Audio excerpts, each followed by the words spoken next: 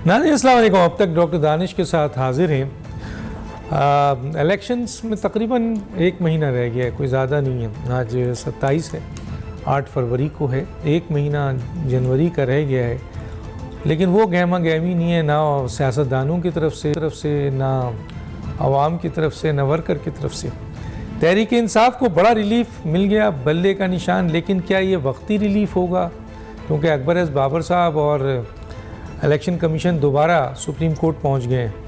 मियां नवाज शरीफ साहब के कागजात नामजदगी मंजूर कर लिए गए हैं। क्या वो इलेक्शन भी लड़ सकेंगे? बड़ा अहम सवाल है। मुत्तहदा कौमी मूवमेंट और नून लीग की सीट एडजस्टमेंट होगी? क्या देंगे, क्या लेंगे? नवाज शरीफ का कराची की आवाम से गिला कितना जायज़ है कि जिन लोगों को वोट दिया उन्होंने आपके लिए क्या किया? इमरान खान को तोशाखाना केस में रिलीफ ना मिल सका।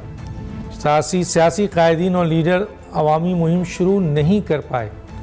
अहम तरीन सियासी कायदीन अभी तक अवामी हल्के में जा नहीं सके। इलेक्शन मुतनाज़ा हुए तो जमहूरियत को नुकसान पहुँचेगा। रजिस्टर्ड वोटों में नौजवान वोटर्स की तादाद बहुत ज़्यादा है, लेकिन सियासी जमातों में नुमाइंदगी नौजवानों की बिल्कुल ही समझ लीजिए कम है। कितनी सियासी जमातों ने नौजवान को टिकट दिया, ये भी एक बहुत सवाल है। सब सियासी जमातें इलेक्टेबल्स के पीछे भाग रही हैं। रिज़र्व सीट और जो रिज़र्व वुमेन सीट है उसमें देखने में आया है कि सारी वही पुरानी ख़वातीन हैं, और अगर एक दो नए हैं चेहरे भी हैं तो वो भी रिश्तेदार हैं। तो इसका मतलब ये है कि कायद के इर्द गिर्द जो रिश्तेदार, दोस्त, अहबाब हैं उन्हीं को टिकट दिया जा रहा है। नए नौजवान अहल लोगों को इस दफ़ा फिर, हालांकि वोटर्स की तादाद बहुत बड़ी तादाद है।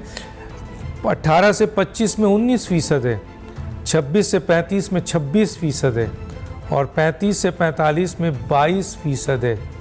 67% हो जाते हैं इस तरह से नौजवान और थोड़ा सा अपर नौजवान। बाकी बूढ़े बेचारे 46 से 55 14%, 56 से 65 9%, और 66 से ऊपर भी 9% हैं। लेकिन ज़्यादातर जो उम्मीदवार हैं वो सब बुजुर्गवार हैं, बहुत पुराने हैं, 40 साल से आ रहे हैं। पार्लियामेंट में यही होते हैं, हुकूमत में यही होते हैं। आइए इस इशू पे बात करते हैं। मेरे 3 मेहमान हैं। जनाब अली गौर बब, साबिक एमएनए मुस्लिम लीग नून, आपका बहुत शुक्रिया सर, आपने ज्वाइन किया हमें। हमारे साथ होंगे डॉक्टर सेनेटर हुमायूं मेमन साहब, रहनुमा पाकिस्तान तहरीक इंसाफ के। आपका बहुत शुक्रिया सर, आपने हमें ज्वाइन किया। साजिद अहमद साहब, रहनुमा मुत्तहदा कौमी मूवमेंट, आपका बहुत शुक्रिया, आपने हमें ज्वाइन किया। सेनेटर डॉक्टर हुमायूं मेमन साहब, क्या कहेंगे सर? वक्ती रिलीफ तो मिल गया है, क्योंकि अगर ये रिलीफ परमानेंट ना हुआ तो आप पीटीआई को बड़ा नुकसान पहुंचने की उम्मीद है। क्या कहेंगे सर? शुक्रिया डॉक्टर साहब, आपने मुझे लिया। देखिए, इस तरह ये कि अगर आप मुझसे पूछे ना कि ये वक्ती रिलीफ है या नहीं है, मुझे उसका नहीं मालूम। लेकिन मैं ये जरूर कह सकता हूँ कि अगर मैं आपकी शनाख्त आपसे ले लूं तो आपकी क्या स्टैंडिंग है? आपकी कोई स्टैंडिंग नहीं है। क्या ये शनाख्त लेना चाहिए? नंबर 1। नंबर 2, आप जब इलेक्शन कहते हो कि इलेक्शन ठीक नहीं हुए थे, मैं मान लेता हूँ कि किसी हद तक मैं मान लेता हूँ कि शायद इलेक्शन उस लिहाज से उस तरह नहीं हुए थे जैसे होने चाहिए। ये सारे आपने टाइम कितना दिया था? आपने 20 दिन का टाइम दिया था। आपने 2.5 माह क्यों वो सेफ रखा एक ऐसा डिसीजन जिसका इम्पैक्ट एक पार्टी के ऊपर बहुत सिग्निफिकेंट हो सकता है? क्या उसकी कोई वजह थी? क्या उसकी कोई एक्सप्लेनेशन थी कि 2.5 माह क्यों? ये इसमें ऐसी क्या बात थी कि 2.5 माह का था? हमें सितंबर में ही क्यों नहीं बता दिया गया था कि भाईजान आपने नवंबर से पहले 20 नवंबर से पहले इलेक्शंस करवाने हैं? अगर हमें बता दिए जाते कि 20 नवंबर से पहले इलेक्शंस करवाने हैं, जैसे पाकिस्तान मुस्लिम लीग नून को कह दिया गया था कि मार्च में कह दिया गया था कि आपने जून से पहले इलेक्शंस कराने, तो करा लेते हम भी, ठीक है ना? तो वो सारी चीजें हो जाती हैं। जब ये चीज बताएंगे नहीं तो उसमें मुझे ऐसे लगेगा जैसे इसके पीछे नीयत कोई साफ नहीं है। हो सकता है उनकी नीयत साफ हो, लेकिन मुझे इस अमल से ऐसा लगता है, एक परसेप्शन क्रिएट होता है कि ये साफ नीयत से फैसले नहीं किए गए।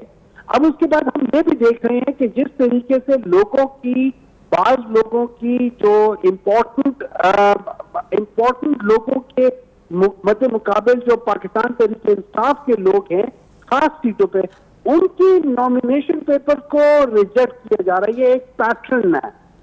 उस पैटर्न में यह है कि उनको कहीं ना कहीं उनको क्या इसकी वजह यह है कि इन्होंने एक सिस्टम में उन लोगों को जिताना जरूरी है। अच्छा, इनमें वो लोग भी हैं जो कि एक्चुअली जब आरटीए सिस्टम बैठी थी तो वो लोग शुरू में हार रहे थे और आरटीए सिस्टम बैठने की वजह से वो जीत गए थे। वो क्यों ऐसा सिस्टम है कि आज फिर उन्हीं के लिए दोबारा ये सब कुछ हो रहा है?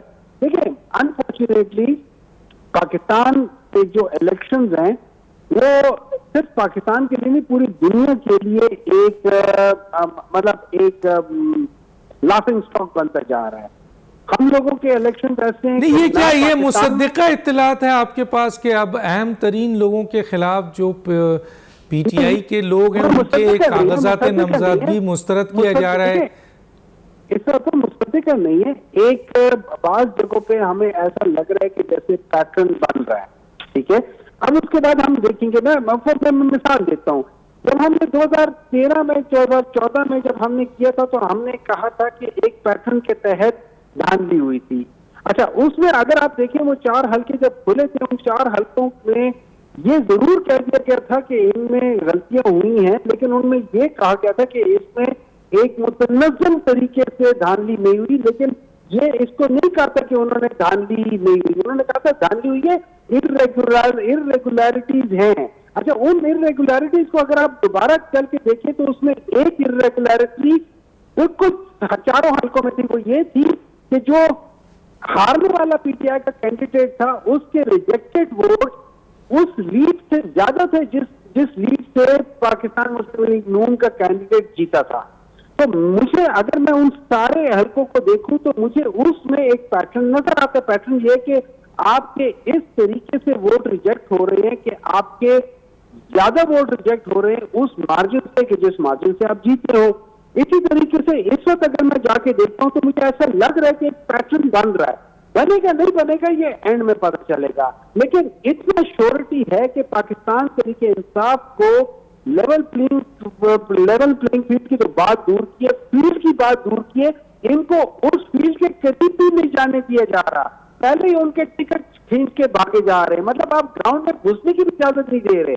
आप कह रहे नहीं तुम बाहर रहो, क्योंकि अगर तुम ग्राउंड के करीब भी चले गए तो तमाशाई तुम्हें ज्यादा दाद देंगे, हालांकि तुम ग्राउंड में नहीं होगे एज अपोज टू द खिलाड़ी जिनको डाला जा रहा है। हालांकि उनके पास कोई ऐसी क्रेडिबिलिटी नहीं है, उनके पास कोई ऐसी बात नहीं है कि लोगों को बताया कि हमने ये तीर मारा और वो किया। उन्होंने 18 महीनों में वो नुकसान किया पाकिस्तान का कि जो ख्याल में सोच लें, उन्होंने 18 महीनों में इतना कर्जा लिया जितना पाकिस्तान ने पूरे उसमें नहीं लिया। दैट इज देयर लीड, ठीक है। और उन्होंने 6.1 से -0.17 तक ले गए। इन्होंने जो बताया था 2023 के बजट में, झूठ बोला था आवाम के साथ कि हमारा 0.28 है प्लस करने के लिए। ये बताना सर, अभी तो ये बताएं मुझे, ये सब तो रिपीट हो जाएगा। आप मुझे तो ये बताएं कि आपको ये वक्ती रिलीफ मिला है, क्योंकि अकबर एस बाबर साहब जो हैं वो अदालत चले गए, इलेक्शन कमीशन फिर सुप्रीम कोर्ट चली गई है दोनों। तो आप समझते हैं कि ये वक्ती रिलीफ है आपको? क्योंकि अगर आप पार्टी हैसियत से नहीं लड़ेंगे तो आपका बड़ा नुकसान होगा रिजर्व सीट में भी, और इंडिविजुअल एज ए आज़ाद लड़ेंगे तो काफ़ी प्रॉब्लम में जाएंगे। तो इसको कैसे आप मेकअप करेंगे? इसमें कोई शक नहीं, वो जरा मुश्किल हो जाएगा उस जगह पे करना। लेकिन मेरे ख्याल में इंशाअल्लाह ताला अगर if it worse come to worse ना हो जाए, हम इसमें उस पर भी मुकाबला कर लेंगे। लेकिन फिर एक सवाल होगा, मैं आपके से मैं सारे अदलिया से पूछूंगा, आप अकबर एस बाबर का एक दफा पूछ तो लो भाईजान, आप पीटीआई के मेंबर हैं भी या नहीं है? नहीं सर, उनको हाई कोर्ट ने मेंबर का सनद तो दे दिया था। हाई कोर्ट ने उनको सिर्फ एक सर्टिफिकेट दिया था कि वो बानी मेंबर हैं। वो बानी मेंबर हमेशा रहेंगे, but that doesn't mean he is an existing member. आज देखिए ना, आज फैसल साले हयात साहब, तो ये सवाल आपने क्यों नहीं उठाया इलेक्शन कमीशन के सामने और कि जी ये हमने तो उन्हें कहा कि इनके हमारे पास हमारे डेटा में इनका आईडी कार्ड है ही नहीं एज अ मेंबर। इनको निकाल दिया गया था 2011 में। उस वक्त के सेक्रेटरी जनरल आरिफ अलवी साहब जो आज के प्रेसिडेंट है, उनकी नोटिफिकेशन से he was expelled from the party. और हम क्या करें? और हम क्या कह सकते हैं, वो नोटिफिकेशन है, वो सब कुछ है। अच्छा सर, ये बताएं, आवाम का जोशो खरोश नजर नहीं आ रहा है, क्यों सर? आवाम का जोशो खरोश क्यों नजर आएगा जब आपकी असल पार्टी जो आवाम की पार्टी है, जब उसको आप एक प्रोसेस में से निकालना चाह रहे हो और लोगों को इधर उधर बाहर से इंपोर्ट करके और उनको लाके बिठाना चाह रहे हो, आवाम के जब दिल ही उधर नहीं है तो आवाम कैसे जोशो खरोश होगी? जोशो खरोश तो आपने देखा होगा ज़ोब में, जोशो खरोश तो आपने देखा होगा पशीन में, जोशो खरोश तो आपने देखा होगा दीर में, जोशो खरोश तो आपने देखा होगा उधर ये स्वाबी में, मरदान में, नौशहरा में, पेशावर में। जोशो खरोश तो वो था जिसकी बेसिस पे उसमें पशीन में और ज़ोब में लोगों ने, इंतजामिया ने वहां पे ग्राउंड में पानी डाल दिया कि यहाँ पे जलसा ना हो सके।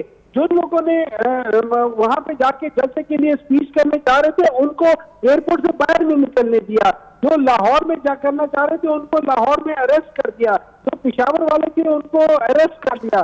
तो यही तो सर बाइकाट कर दें आप, बाइकाट क्यों नहीं कर रहे हैं सर? बाइकाट कर हम दें, क्यों ऐसे बॉयकॉट इलेक्शन करें? हम क्यों बॉयकॉट करें? हम लोग आखिरी दम तक मुकाबला करेंगे आखिरी दम तक। मैं बता देता हूँ, एक किस्म का हमारी अंडर 19 टीम जो है ना, इनकी टॉप टीम से बेहतर है इंशाअल्लाह। अल्लाह वो अकबर। मैं मालूम करता हूँ जी, अली गौर बलोच साहब भी हमारे साथ हैं। अली गौर बलोच साहब, एक तो मुबारक हो, मियां नवाज शरीफ के कागजात मंजूर हो गए हैं, लेकिन अभी तक तायात नाअहली की तलवार लटक रही है। इलेक्शन लड़ सकेंगे नहीं लड़ सकेंगे ये तो सुप्रीम कोर्ट फैसला करेगी। दूसरी तरफ तहरीक इंसाफ को जो कलदम हुआ और उनका बल्ला छीना, उसका सबसे ज़्यादा फ़ायदा नून लीग को पहुंचना था, लेकिन उनको रिलीफ मिल गया है। और अगर सुप्रीम कोर्ट से भी रिलीफ मिल गया तो क्या होगा? एक तो ज़रा हमें ये बताइए। और आवाम का जोश व खरोश नज़र नहीं आ रहा है, कायदीन अपने इलाकों में नहीं जा रहे हैं, क्या वजूहत है सर? बिस्मिल्लाहिर्रहमानिर्रहीम। देखिए डॉक्टर साहब, बुनियादी तौर पर तो बात यह है कि आपने सवाल पूछा कि बल्ले का निशान जो है वो मिल गया है, आया ये आर्जी रिलीफ है। हमें तो इससे कोई कंसर्न नहीं है कि वो इनको आर्जी तौर पर मिला है या मुस्तकिल तौर पर मिला है। एक पॉलिटिकल पार्टी की हैसियत से हम इलेक्शन प्रोसेस में मौजूद हैं और अल्हम्दुलिल्लाह हमारे कारकुनान में जोशो खरोश भी है। हम जोशो खरोश के साथ इलेक्शन कैंपेन चला रहे हैं।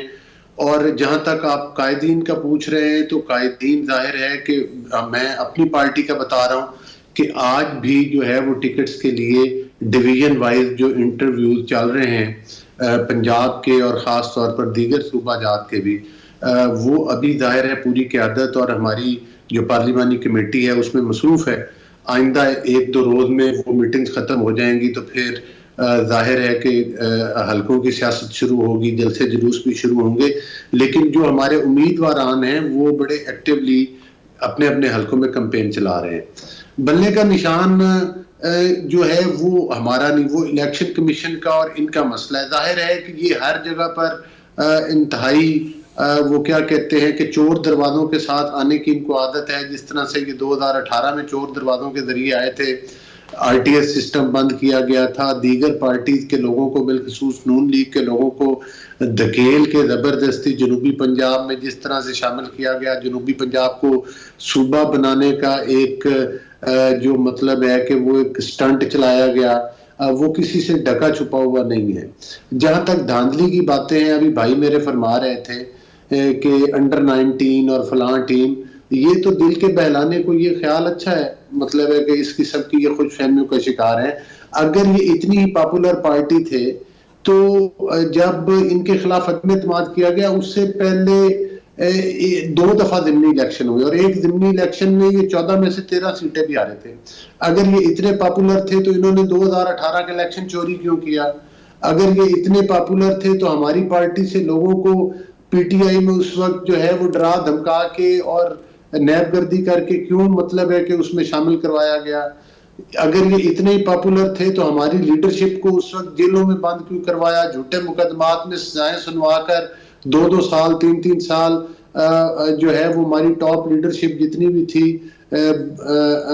मतलब है कि मियां मोहम्मद नवाज शरीफ समेत सबको जो है वो जेलों में बंद किया गया, और इसके बावजूद भी इनको धांधली का सहारा लेना पड़ा, आरटीएस सिस्टम का सहारा लेना पड़ा, क्योंकि इनकी सियासी पार्टी में कोई दम खम नहीं था। ये नहीं बता सकते जो लोग जिनकी 10 साल केपीके में गवर्नमेंट रही, तकरीबन उस 8 और 10 साल के अंदर ये आज तक सेफ सिटी प्रोजेक्ट लॉन्च नहीं कर सके, कोई फोरेंसिक लैब तक नहीं बना सके, इनसे बातें जितनी मर्जी करवा लें। और जो इन्होंने करप्शन का बाजार गर्म किया अपने दौर में, उसकी तो पूरे पाकिस्तान में कोई नजीर ही नहीं मिलती उससे पहले, कि जिस तरह से इन्होंने बेदर्दी से वसाइल को लूटा। धांधली में खास तौर पर आपको याद होगा डॉक्टर साहब, एक दफा सूरी साहब के खिलाफ इलेक्शन पिटीशन गई थी और उनके डब्बे खोले गए थे। उन डब्बों में आपने देखा था कि उनके मुखालिफ उम्मीदवार के हजारों की तादाद में वोट डबल स्टैंप किए हुए थे, और ये तीसरे नंबर पर भी नहीं आए थे। और खास तौर पर जब इनको डिप्टी स्पीकर बनाया तो फिर इन्होंने कानून और आइन की जो धज्जियां उड़ाई, वो भी किसी से ढकी छुपी हुई नहीं, और पूरा टेन्योर ये स्टे ऑर्डर के पीछे छुपे रहे, चूंकि उस वक्त की अदालतों से इनकी सहूलतकारी होती रही है और उसका ये फायदा उठाते रहे। तो यही वजह है कि मतलब है कि अच्छा, ये बताएं कि इस वक्त लाहौर जो कि पीएमएलएन का गढ़ माना जाता था, सुना है मैंने कि मियां नवाज शरीफ साहब और मरियम नवाज साहबा वहाँ से इलेक्शन लड़ने के बजाय किसी और जगह से इलेक्शन लड़ें, क्या ये बात सही है? देखें डॉक्टर साहब, लाहौर से कागजात मरियम साहबा के भी जमा हो चुके हैं और मोहम्मद नवाज शरीफ साहब के भी जमा हो चुके हैं। तो लाहौर से जाहिर है कि हमारी लीडरशिप एक नहीं 2, 3, 4 जगहों से जो भी पार्लिमानी कमेटी फैसला करेगी और लीडरशिप फैसला करेगी उसके मुताबिक वो इलेक्शन कॉन्टेस्ट करेंगे। लेकिन लाहौर से भी जो है वो मरियम साहबा के भी कागजात जमा हैं, शहबाज शरीफ साहब के भी हैं, हमदा शहबाज साहब के भी हैं और मोहम्मद नवाज शरीफ साहब के भी हैं। अच्छा, ये बताएं कि सर इलेक्टेबल्स को अभी आपने एक बात बताई जो हमारी भी नॉलेज में है कि आपके यहाँ कागज़ यानी जो कैंडिडेट है उसको फाइनल नहीं किया गया है, लेकिन जो इत्तलात हमें अंदर से आ रही है उसमें ये है कि अहम तरीन जो लोग कारकुन हैं, मुखलिस कारकुन, और उनको साइडलाइन किया जा रहा है और इलेक्टेबल्स को जो है वो दिया जा रहा है। अब जैसे राजा रियाज का नाम सुनने में आ रहा है कि उनको दिया गया है, और राना साहब के बेटे राना एहसान जो बड़े काबिल मुखलिस कारकुन हैं उनको शायद प्रोविंशियल में डाल दिया गया है। तो इस तरह इलेक्टेबल्स को और आपके सुनने में आया इलेक्टेबल्स के लाने के ऊपर पीएमएलएन में शदीद इख्तलाफ और इस्तराब है, क्या कहेंगे सर? देखिए, बुनियादी तौर पर तो मैं आपको बताऊं कि जाहिर है राना अफजल साहब का ही हल्का ले लें, वहां से उनके बेटे उम्मीदवार हैं, जाहिर है वो यंगस्टर हैं, और मैं समझता हूं कि प्रोविंशियल असम्बली हो या नेशनल असम्बली हो, बहुत बड़े बड़े सियासतदान प्रोविंशियल के इलेक्शन कॉन्टेस्ट करते हैं और कई बिल्कुल यंगस्टर जो हैं, या फर्स्ट टाइम मैं खुद पिछली दफा जब एमएनए बना तो मेरा वो ये पहला टेन्योर था, उससे पहले मेरे भाई यहाँ से इलेक्ट होते आए। तो जाहिर है कि मतलब है कि पार्टीज के अंदर एडजस्टमेंट्स होती हैं, ये कोई नई बात नहीं है। ये लीडरशिप का फैसला होता है कि वो किसी को कौमी का इलेक्शन कॉन्टेस्ट करवाना चाहते हैं या सूबे का करवाना चाहते हैं। बहरहाल दोनों असम्बलीज ही हैं, दायरे चाहे प्रोविंशियल हो या कौमी हो, जहां पर देखा जाता है कि जो जिस असम्बली के लिए जिस कंस्टिट्यूंसी में मौजूद उम्मीदवार है। और आप नौजवानों की बात कर रहे हैं तो यकीनी तौर पर हमारी पार्टी में अगरचे पिछली दफा हमारी सीटें वोट चोरी करके हरवाई गई, इसके बावजूद एक मैं समझता हूं कि कम से कम 25% लोग ये थे जो 50 और 30 की एज के जो नौजवान थे, काफी मैं आपको गिनवा सकता हूं। चल मैं आगे देखूंगा जब अनाउंस होगा उसके बाद हम इस पे बात करेंगे। मैं जरा एमक्यूएम साहब से बात कर लेता हूं। जी, कैसे हालात देख रहे हैं लोग कि गहमा गहमी नहीं है, लीडर्स और वर्कर कागज़त नामजदगी जो है वो स्कूटनी भी हो गई है, अपने इलाकों में नज़र नहीं आ रहे हैं, लीडर्स तो कोई भी जावता वो नज़र नहीं आ रहा है, और आवाम का जोश व खरोश भी नहीं है। क्या देख रहे हैं सर इलेक्शंस में आप? बिस्मिल्लाहिर्रहमानिर्रहीम, अस्सलाम वालेकुम। अच्छा देखिए, एक तो अभी स्कूटनी का अमल जारी, एक प्रोसेस है पूरा। सबसे पहले लोगों ने फॉर्म लिए, उसको फिल किया, उसके बाद उसको जमा करवाया, फिर उसके बाद स्कूटनी का अमल, और मेरे ख्याल में 30 तारीख लास्ट डेट है स्कूटनी की। उसके बाद पार्टीज़ के अंदर टिकट देने का अमल शुरू होगा, फिर टिकट देने के बाद उसको जमा कराने का अमल, और उसके बाद फिर ग्राउंड खाली है ना। भरे हुए ग्राउंड में उतरना है ना। अच्छा, ये एक प्रोसेस पूरा है और स्टेप बाय स्टेप उसको पार्टीज तय कर रही हैं। और मैं समझता हूँ कि जैसे ही इलेक्शन और आगे ये स्टेप आगे हम जाएंगे, 1-2-4 स्टेप और, उसके बाद गहमा गहमी शुरू हो जाएगी पाकिस्तान के अंदर। अच्छा, इस वक्त क्योंकि MQM पाकिस्तान ने भी इलेक्शन से पहले ही कराची के अंदर मुख्तलिफ टाउन के अंदर जलसे जुलूस स्टार्ट कर दिए थे हमने, और हमने अवामी पजीराई मिली है आपको? बिल्कुल। देखिए, सबसे पहला जो अच्छा अमल हमारे साथ ये हुआ हम MQM के अंदर कि एक इत्तेहाद हो गया, यूनिट, तमाम जो लोग थे सब आपस में मिल गए। और उसके बाद जो बहुत अच्छा अमल ये हुआ कि सेंसस में MQM ने भरपूर अपना किरदार अदा किया और 73 लाख की आबादी को काउंट करने में कामयाब हुए। उससे फ़ायदा ये होगा कि कराची के तकरीबन 71 UCs में इजाफा होगा और आगे चल के मेयर कराची का नुमाइंदा जो भी होगा, जिस पार्टी का भी होगा, लेकिन इसमें MQM ने स्ट्रगल की। अच्छा, दूसरा ये कि देखें, इसके बाद MQM ने अब जो मुस्लिम लीग नून से मुलाकात की और पाकिस्तान के दीगर लीडरों से मुलाकात की, उसमें MQM ने यह चीज़ रखी कि आप वफाक डायरेक्ट लोकल गवर्नमेंट सिस्टम को स्ट्रॉन्ग करें, उनको डायरेक्ट फंडिंग करें, ठीक है ना। जो मेयर के इख्तियारात उसको वाजे कराएं इनके अंदर, और जो उसके डोमेन ये एग्री किया है आपको नून लीग ने? बिल्कुल एग्री किया कि जी फेडरल से डायरेक्ट जो है वो आपके लोकल गवर्नमेंट्स को जाएगा फंड। बिल्कुल, उन्होंने एग्री किया। और इस पर एहसन इकबाल साहब मौजूद हैं, उस पर एहसन इकबाल साहब ने प्रेस कॉन्फ्रेंस भी की थी। और गुज़श्ता कुछ अरसे पहले MQM ने एक बाकायदा बहुत अच्छा प्रोग्राम किया, तो उसमें एहसन इकबाल साहब के बेटे आए थे। सुनते हैं कि बहुत ज़्यादा फॉरवर्ड हैं वो इस हवाले से, लोकल गवर्नमेंट सिस्टम के हवाले से बहुत वर्किंग उनकी है, और उन्होंने भी इसको बहुत अप्रिशिएट किया। देखिए, ये ज़रूरी इसलिए है कि ये बेस है। अच्छा, MNA, MPA या सेनेटर्स जो उनका जो बुनियादी काम कानून साजी होता है, पानी, बिजली, सीवरेज और दीगर इशूज़ उनका काम नहीं है। लेकिन अब इशूज़ ऐसे इस तरह से क्रिएट माहौल को कर दिया गया है कि पब्लिक भी सब कुछ वो MNA MPA से मांग रही है कि हमारी गली बनाएं, हमारी रोड्स बनाएं, सीवरेज का काम करवाएं। इसके बावजूद ये नहीं है, ये नहीं है ना। दुनिया में होता ये है कि लोकल गवर्नमेंट सिस्टम वो तमाम ये काम को करता है, उसके अंडर में बहुत सारे इदारे होते हैं, उसको बाकायदा। मुझे आई सर ये चीज़, तो इस पे तो बात हम करते रहे और करेंगे बिल्कुल। लोकल बॉडीज़ के तो कोई कॉम्प्रोमाइज़ नहीं है। हमें तो ये बताइए कि मियां नवाज शरीफ साहब के साथ आप जी सीट एडजस्टमेंट करने जा रहे हैं, तो कौन किस सीट कह रहे हैं? वो जो शहबाज शरीफ वाली सीट आप दे रहे हैं उनको सर? अच्छा, देखिए, इसमें MQM ने वाजे किया कि MQM तो लड़ेगी वहाँ से। मुस्तफ़ा कमाल भाई ने वहाँ से कागजात जमा कराए बल्दिया से, और जो हमने सुना है कि शहबाज शरीफ साहब ने भी जमा कराए हैं।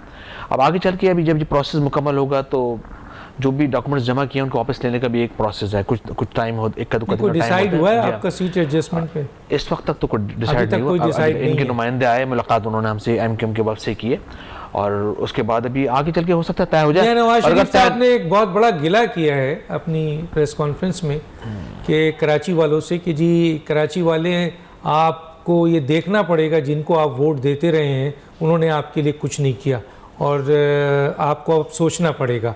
तो जाहिर है पीपल्स पार्टी या कराची वालों ने तो सबसे ज़्यादा वोट आपको ही दिया है, तो ये गिला कराची वालों से इसलिए है कि उन्होंने MQM को वोट दिया है। देखिए, अब मुझे नहीं पता कि हमें नहीं पता, सुना है या नहीं सुना है? मैंने सुना है, बिल्कुल उनका सुना है कि हमने काम किए और हमने अमन दिया कराची में और हमें वोट नहीं दिए। अब देखें, क्या इस कराची के साथ नवाज शरीफ साहब के दौर में ज़्यादती नहीं हुई? 92 का ऑपरेशन उनके ज़माने में हुआ, बाद में उन्होंने आके कहा कि मुझसे पूछा नहीं गया था, ठीक है ना। फिर उसके बाद मोहतरमा का दौर आया, उसमें और फास्ट हो गया वो क्या कहते हैं ऑपरेशन, और उसमें और एक्स्ट्रा जुडिशल किलिंग हुई MQM के कारकुनान की। असल मसला ये कि अगर किसी भी मुल्क के अंदर कोई सियासी जमात अगर वो पावर में आती है, उनका प्राइम मिनिस्टर या सदर बनते हैं, तो सदर और प्राइम मिनिस्टर बनने के बाद उनको गिला किसी से नहीं करना चाहिए, ठीक है ना। उनका काम फिर ये होता है कि उसके लिए तमाम पाकिस्तानी एक हैं, सही ना, और उनको सबके लिए काम करना है, ठीक है ना, अगर चाहे वो वोट दें या ना दें, क्योंकि जमहूरियत का मतलब पूरे पाकिस्तान का वज़ीर आज़म, वो सब पूरे पाकिस्तान का वज़ीर, पूरे पाकिस्तान का चाहे वोट दिया हो नहीं, जी हाँ, दिया हो ना दिया हो, उसको काम करना है, उसको गिला नहीं करना। और अगर कराची, ये गिला जायज़ तो नहीं है सर, यह है, मैं समझता हूँ जायज़ नहीं, वो इसलिए कि यही कराची था कि जब नवाज शरीफ साहब को वज़ीर आज़म बनने के लिए ज़रूरत पड़ी तो MQM के दर पर बार बार आए, ठीक है ना। जरदारी साहब बार बार आए, तो कराची ने बार बार उनको वज़ीर आज़म बनाया। कराची ने उनको सदर बनाया, सदर जरदारी साहब को सदर बनाया बार बार। जो कराची ने अपना हक पूरा अदा किया।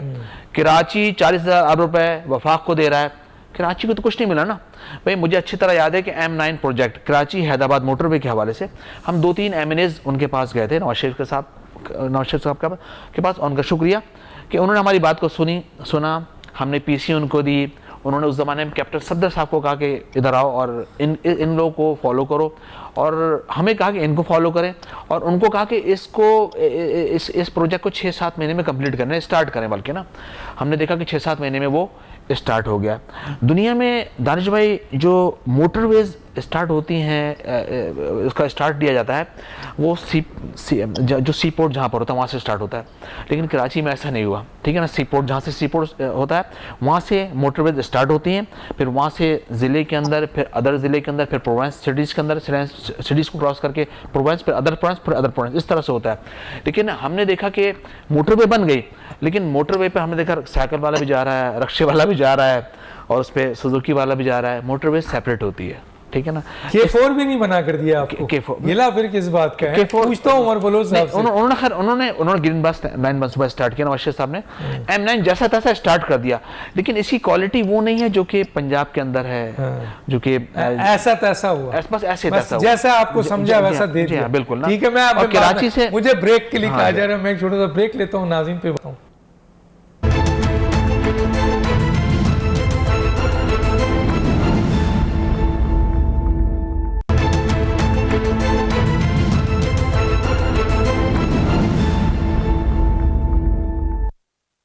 Welcome back. 2 अहम खबर है, अभी हम सवाल ही कर रहे थे, हमने किया भी था कि साजिद साहब से कि क्या शहबाज शरीफ साहब के लिए MQM जो काफ़ी क्लोज उस वक्त हैं, शहबाज शरीफ साहब की सीट पर मुस्तफ़ा कमाल साहब विड्रॉ करेंगे। तो अभी एक ख़बर है मेरे पास आई है कि वो MQM ने इनकार कर दिया है कि वो शहबाज शरीफ साहब के अगेंस्ट जो उनकी कैंडिडेट है उनको विड्रॉ किया जाएगा। एक ये ख़बर है, और एक और बहुत अहम ख़बर है, और वो ये है कि मियां नवाज शरीफ साहब के कागज़ात जो एक्सेप्ट हुए हैं उनको चैलेंज कर दिया गया है। आज़म स्वाति साहब हैं, उन्होंने चैलेंज किया है, और जाहिर है ये क्वेश्चन वही होगा तायात नाहली वाला, या इसके अलावा डिटेल में हम बातें बात करेंगे। मैं आता हूँ जनाब सेनेटर हुमायूं मेमन साहब, ये जो दो खबर है, एक तो जनाब शहबाज शरीफ कराची से इलेक्शन लड़ रहे थे, MQM के साथ इनकी अंडरस्टैंडिंग बहुत अच्छी थी, और लेकिन सीट पे विड्रॉ नहीं किया, और दूसरा अभी आज़म स्वाति का है कि उन्होंने मियां नवाज शरीफ साहब के, तो आप समझते हैं कि जहाँ जहाँ से मियां नवाज शरीफ साहब की नॉमिनेशन होगी वहाँ आप चैलेंज करेंगे सर? मुझे नहीं पता, लेकिन जनरली स्पीकिंग जब तक इनकी नाअहली है, बरकरार है, उस वक्त तक तो इनके उसूलन पेपर एक्सेप्ट नहीं होने चाहिए। ठीक है ना, उनके पेपर उस बेसिस पे जब तक नाअहली है आप उसको एक्सेप्ट कर नहीं सकते। ये मेरी अंडरस्टैंडिंग में हो सकता है मैं गलत हूँ, लेकिन अगर मैं नाअहल हूं तो आप मेरे पेपर एक्सेप्ट नहीं कर सकते। That's as simple as that. मैं इससे ज्यादा सिंपल नहीं कर सकता। अब बात आ जाती है कि शहबाज शरीफ के अगेंस्ट MQM अपना कैंडिडेट हटा दे। भाई अगर उन लोगों के आपस में अंडरस्टैंडिंग है, नुकता कुश्ती है, तो जरूर करे। अगर MQM समझती है कि यार उन लोगों की स्ट्रेंथ है तो वो अपनी स्ट्रेंथ दिखे। Why are they showing the weakness? नहीं, वो तो एक खबर अब आ गई ना, वो तो खबर आ गई कि MQM जो है विड्रॉ नहीं कर रही है अपना कैंडिडेट। तो अच्छी बात है, करना भी नहीं चाहिए। नहीं, वो तो कह दिया, लेकिन मुझे ये बताएं कि इमरान खान को भी रिलीफ नहीं मिल रहा है। अभी जो वो सुप्रीम कोर्ट गए थे आपके तोशाखाना के हवाले से कि जी वो जो 5 साल उनकी नाअहली है, तो इसका मतलब ये है कि अगर ये नहीं हुआ तो फिर तो इमरान खान साहब भी 3 जगह से उन्होंने नॉमिनेशन किए, वो भी इलेक्शन नहीं लड़ सकेंगे। देखिए मैं इधर एक समझता हूँ, बिल्कुल वो लग तो ऐसे ही रहा है कि वो नहीं लगेंगे, और हो सकता है रीजन भी यही हो कि उनको करने ना दे, इलेक्शन ना लड़ने दे। लेकिन मेरा इधर एक सवाल, एक उसूली सवाल है, मे भी मैं गलत हूँ। अब इस तरह ये है कि अब हमें पता है कि इलेक्शन प्रोसेस जो होता है ये 5 साल में जनरल इलेक्शन एक दफा होता है। अब इस दफा जनरल इलेक्शन एक ऐसे दिनों में आ रहा है जिन दिनों में इत्तेफाकन 1 हफ्ता 10 दिन की छुट्टी बनती है जजों की, वो भी मान लेते हैं।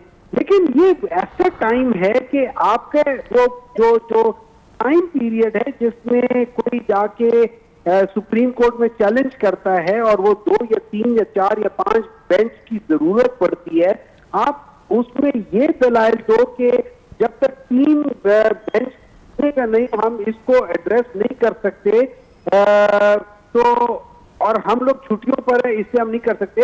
जनरली मेरी अंडरस्टैंडिंग ये है कि अगर किसी हॉस्पिटल में, किसी इलाके में हॉस्पिटल में कोई इमरजेंसी आ जाती है तो जो छुट्टियों पे डॉक्टर होते हैं उनको बुला लिया जाता है।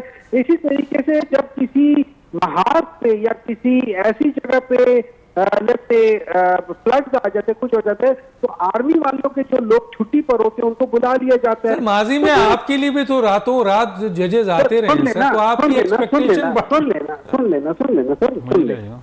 मेरा सवाल ये है कि ये एक ऐसा टाइम था, इसमें क्या सुप्रीम कोर्ट अपने जजों को 30 तारीख तक रहने देती कि यार छुट्टी पे नहीं जाना, केसेस आएंगे, हमें बेंचों की जरूरत पड़ेगी और ये इमरजेंसी है because it's a time bound.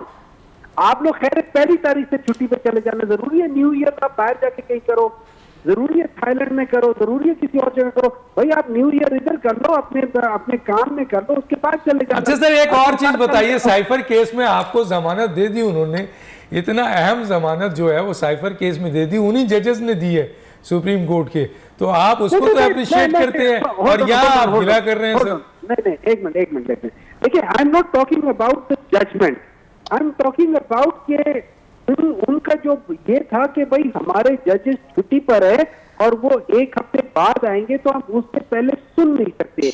मैं उस प्रोसीजर की बात कर रहा हूँ, मैं उस डिसीजन की बात कर रहा हूँ कि जिसमें मैं उनके बेंच के अंदर बैठे हुए डिसीजन की बात नहीं कर रहा, मैं डिसीजन की बात कर रहा हूं कि भाई आपके जजेस को अवेलेबल होना चाहिए था ताकि वो इस टाइम से पहले इंसाफ दे सके। अच्छा सर अगर एक हफ्ते बाद अगर ये जजेस फैसला कर दें इसका, तो उससे कोई नुकसान पहुंचेगा आपको?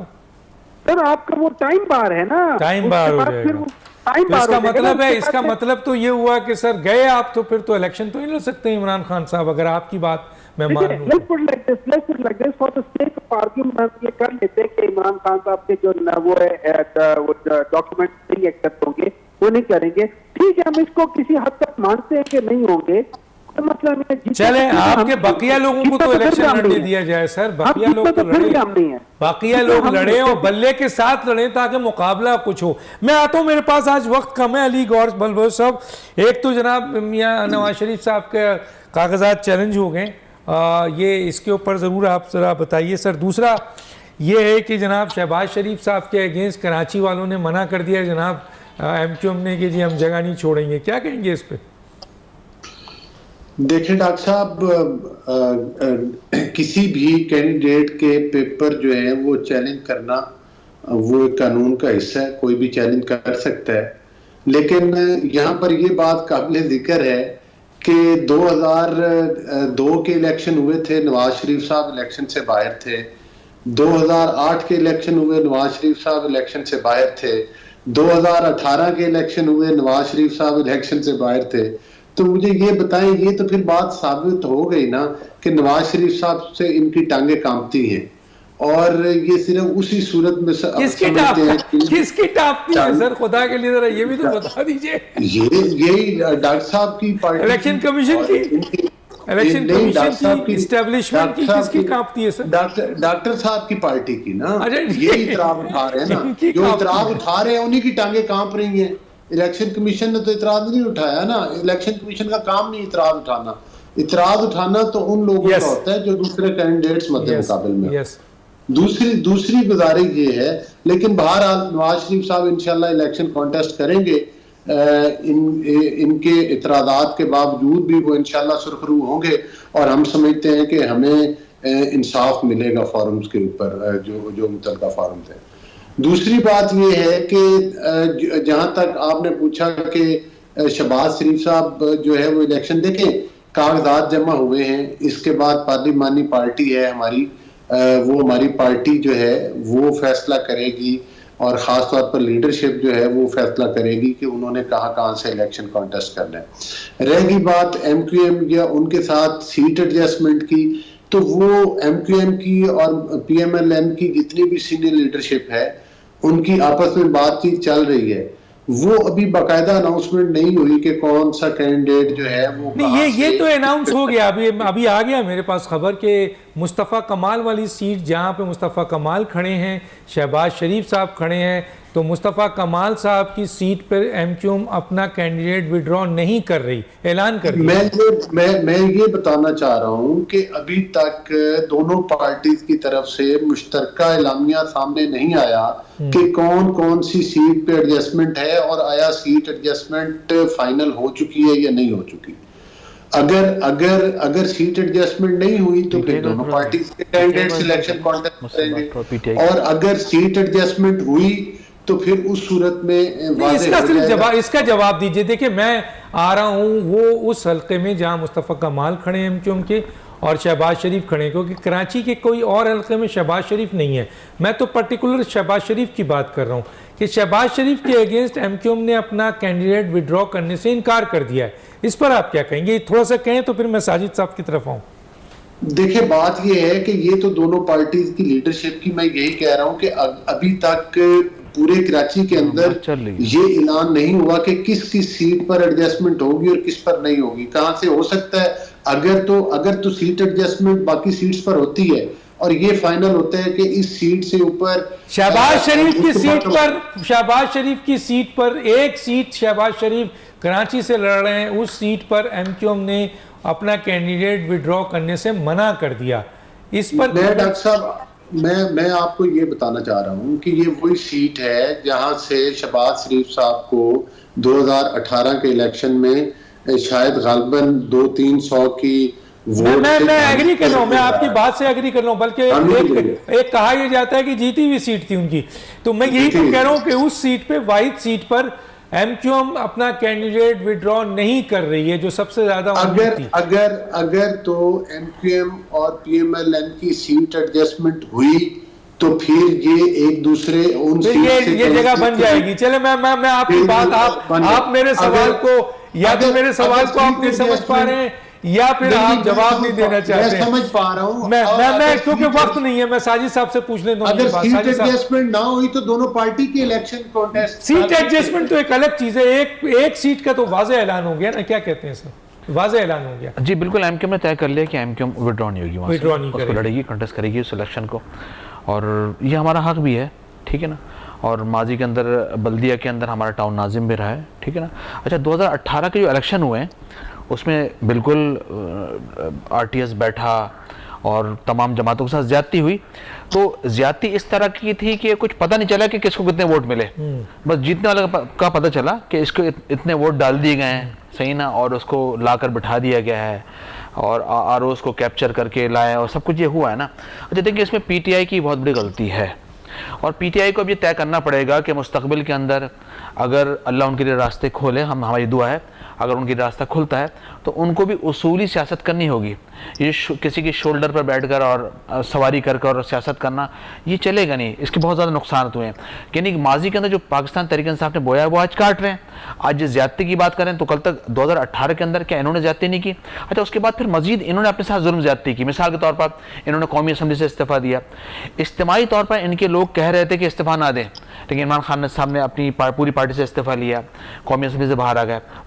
उसके बाद मजीद गलती पंजाब असम्बली से बाहर आ जाना, बड़ी गलती है, फिर केपी की असम्बली से बाहर आ जाना, ठीक है ना। और उसके बाद फिर ये कहना कि मुझे तो बाजवा साहब ने कहा था कि मैं इलेक्शन करवा दूंगा। तो भाई, आपको पॉलिटिक्स हमेशा अपने विल पर की जाती है। पॉलिटिक्स करने के लिए अपना दिमाग इस्तेमाल करना पड़ता है, किसी दूसरे के दिमाग पर नहीं जाना। हर सियासी जमात कहती है कि हम नौजवानों की पार्टी हैं, लेकिन नौजवानों की जो नॉमिनेशन है, यानी उनकी नुमाइंदगी नज़र नहीं आती, हालांकि वोटर्स इस वक्त सबसे ज़्यादा नौजवान हैं। इसमें कोई शक नहीं कि 50-60% वो नौजवान इस यूथ है इस पाकिस्तान का। अच्छा, मुख्तलिफ पार्टीज के अंदर कोटा उनका है लेकिन कम है। आप क्या है, नौजवानों को दिए जा रहे हैं वही पुराने चेहरे, जिस तरह हम पीएमएलएन की वुमेन सीट में देखा, हमने पीपल्स पार्टी की वुमेन रिजर्व सीट। अच्छा, इसमें 2-3 चीज़ें बहुत अहम है कि जब भी कोई पार्टी टिकट देती है सबसे पहले परफॉर्मेंस देखती है। एक कोई शख्स अगर बहुत अच्छी परफॉर्मेंस दे रहा है तो उसको हटाने की जवाब नहीं बनता, नंबर 1। अच्छा, सेकंड ये अच्छी बात, हाँ, सेकंड ये कि परफॉर्मेंस पे और अगर परफॉर्मेंस ना हो फिर भी दे रहा है, उसके बाद वो रॉन्ग है, वो रॉन्ग है। चाचा मामू भतीजा ये सब ये पंजाब के अंदर ज्यादा पॉलिटिक्स है क्योंकि वो बरादरी सिस्टम है, कराची में बरादरी सिस्टम नहीं है, ठीक है ना। और तो आप कैसे लोगों को वो दे रहे हैं? इस दफ़ा नुमाइंदगी है नौजवानों की? देखिए जो एमकेएम का तरीका रहा है कि एमकेएम के अंदर तलबा तंजीम हमेशा डॉक्टर उसका चेयरमैन रहा है, डॉक्टर खालिद मकबूल भाई खुद चेयरमैन रहे हैं, डॉक्टर महमूद सिद्दीकी और दीगर लोग डॉक्टर्स, इंजीनियर्स। और आज भी जिन कैंडिडेट्स ने पार्टी के जो फॉर्म आप लोगों ने फाइनलाइज किया है क्या अभी तक? अभी कुछ 4 सीटों का तो ऐलान हुआ था आप लोगों का। वो चारों के चारों पुराने लोग हैं। नहीं, स्टार्ट में कर दिया था उनका अनाउंस, ठीक है, वो अपने अपने हल्के को संभाल रहे हैं, लेकिन बाकियों का भी अनाउंस नहीं हुआ, उसको प्रोसेस चल रहा है। और एमकेएम के बहुत सारे नौजवानों ने भी इस मरतबा कागजात जमा करवाए हैं। इसके अलावा जो बल्दियाती इलेक्शन पिछले अदवार में, उससे पिछले अदवार में हुए, तो एमकेएम ने तमाम नए लोगों को इंट्रोड्यूस किया हमेशा। उसमें मजबूरी याद है कि एक जमाने में तादाद में होता है कि लोगों के पास रिश्तेदार, अहबाब या दोस्त इतने नहीं होते हैं कि जी बल्दियात में भी दाखिल कर दिया जाए। मुझे तो ये बताइए सर कि अवाम का रुझान नहीं नज़र आ रहा है, ना कराची में नज़र आ रहा है, ना पंजाब में नज़र आ रहा है, सिर्फ केपीके में थोड़ा बहुत नज़र आया, वो भी कुछ एरिया में, लेकिन ज़्यादा लोग अवाम इंटरेस्टेड नहीं है सर। अच्छा, इसकी एक का वजूहात हैं डॉक्टर साहब। देखिए, एतमाद नहीं है सियासी जमात, इसकी एक तो वजूहात ना आप पर है, ना पीएमएलएन पे है, ना पीटीआई पे, ना पीपल्स पार्टी पे, किसी पे भी नहीं। अच्छा देखिए, एक तो कौम को भी सोचना चाहिए कि नारों के पीछे ना भागें। अच्छा, एक तारीख रही है ना पाकिस्तान की, कभी मजहबी जमातों के पीछे उन्होंने कुछ नहीं दिया, उन मजहबी जमातों ने नारा लगाया कि हम पाकिस्तान के अंदर इस्लामी निज़ाम लेके आएंगे, इस्लामी निज़ाम आ गया। फिर उसके बाद एमएमए बनी, किताब को लाए, किताब को कुरान से तशबीह दी कि आप वोट देंगे तो हम कुरान का निज़ाम लेके आएंगे। उसके बाद फिर तब्दीली का नारा आया, उसके बाद फिर रोटी कपड़ा मकान का नारा आया, ना रोटी कपड़ा मकान किसी को नहीं मिला। लेकिन एमकेएम की जंग इनसे सबसे डिफरेंट थी। एमकेएम ने फ्यूडल्स के खिलाफ जंग की, एमकेएम ने उन लोगों को एमएनएज एमपीएस बनाया कि जो तसव्वुर नहीं था। फिर एक मेरिट था एमकेएम के अंदर। आप फ्यूडल के खिलाफ तो जाते हैं, जब वजीर आजम कोई फ्यूडल होता है उसके सारे वोट उसके गोद में डाल देते हैं। नहीं, उसका ऑप्शन कोई नहीं। बस आखिरी जुमला, ऑप्शन कोई नहीं। मिसाल के तौर पर लास्ट टाइम जब इमरान खान साहब जब आए थे, अपोजिशन में बैठे, अपोजिशन में भी गए, जब हमारी बात नहीं मानी तो बाहर भी आ गए। अब आप देख रहे ना, आपने उनको वजीर आजम बनाया, उन्होंने कहा कराची वालों हमें वोट नहीं दिया तुमने दूसरों को, यानी आपने। अगर नवाज शरीफ साहब ये कह रहे हैं कि कराची में मैंने अमन कायम किया, तो कराची के मासूम 15,000 लोगों को मार के अमन कायम किया। बाद में ब्रिगेडियर इम्तियाज साहब ने कहा कि वो ऑपरेशन गलत था, रॉन्ग था। ये सब है ना, प्रूफ माना था, जिनापुर का वाकया रॉन्ग था। तीनों मेहमानों का बहुत शुक्रिया। डॉक्टर दानिश को याद दीजिए। अल्लाह हाफिज।